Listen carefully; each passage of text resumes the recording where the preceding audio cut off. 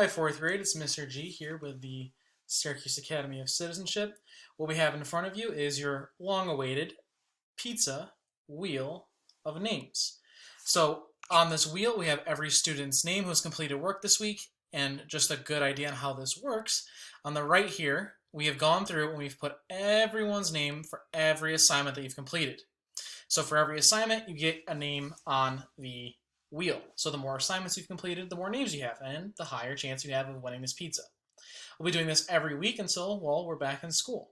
So if you don't get picked today, keep playing, keep doing your work, and, well, the more work you do, the more chance you have to win it. We're going to spin this here in just a second, but I wanted to say a big thank you to our students that have been completing a lot of work for us and completing it very well.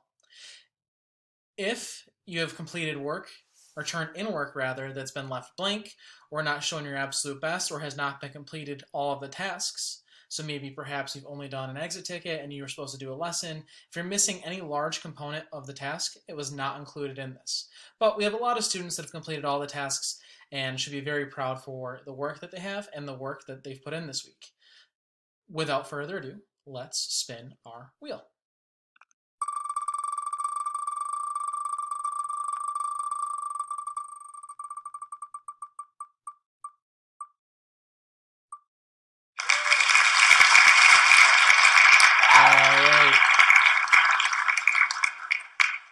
Congratulations, Tavion.